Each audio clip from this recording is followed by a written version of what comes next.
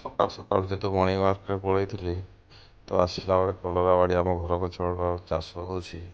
ଏ ଦେଖନ୍ତୁ ଆପଣ ପୁରା ଫୁଲ ହେଇଛି ଚାରିଆଡ଼େ। ଆମ ଘର ପଛରେ ଡରିଆ ସେପଟେ ଜଣେ ମାମୁଁ ଆସୁଛନ୍ତି ଏବେ ଔଷଧ ସ୍ପ୍ରେ କରିବେ କଲରା ବାଡ଼ିରେ। ସକାଳ ଟାଇମ୍ର ଦୃଶ୍ୟ ମେଘୁଆ ମେଘୁଆ ଆକାଶ ପୁରା ଲାଇନ୍ ବାଇ ଲାଇନ୍ ଲାଗିଛି।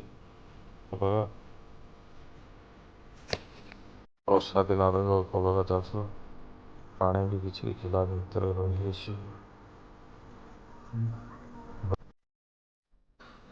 ତ ସାଙ୍ଗମାନେ ବର୍ଷା ଯୋଗୁଁ ଭିତରେ କିଛି କିଛି ପାଣି ବି ରହିଯାଇଛି। ବର୍ତ୍ତମାନ ମାମୁଁ ସେପଟେ ଆସୁଛନ୍ତି ମେଡ଼ିସିନ ସ୍ପ୍ରେ କରିବେ। ଆଉ ବିନା ମେଡ଼ିସିନ ସ୍ପ୍ରେରେ ତ କଲରା ଭଲ ହେବନି।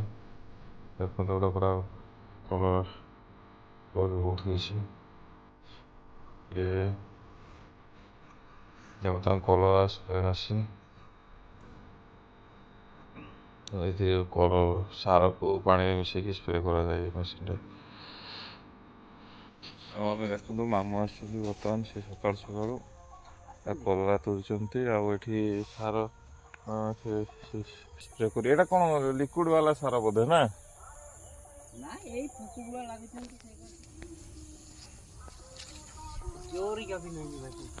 ହଁ ଧରିକି ନେଇକି ପଡ଼ି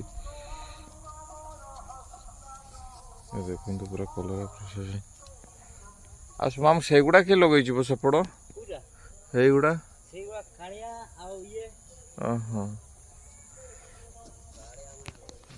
ସାଙ୍ଗମାନେ ବର୍ତ୍ତମାନ କଲରା କେମିତି ଫୁଲ ହେଇଛି ପୁରା।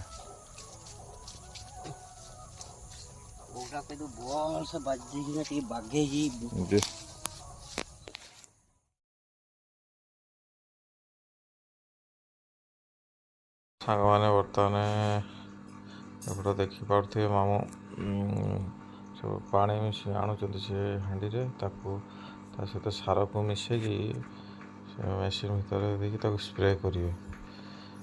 ବିନା ମେଡ଼ିସିନ ସ୍ପ୍ରେରେ ତ ହେବନି କଲରା, ତା ପ୍ରୋସେସ୍ ଯେମିତି ସେମିତି କରିବା ପାଇଁ ପଡ଼ିବ। ଯେହେତୁ ହାଇବ୍ରିଡ଼ କଲରା, ଦେଶୀ କଲରା ହେଲେ ହେଇଯାଇଥାନ୍ତା ଅବଶ୍ୟ।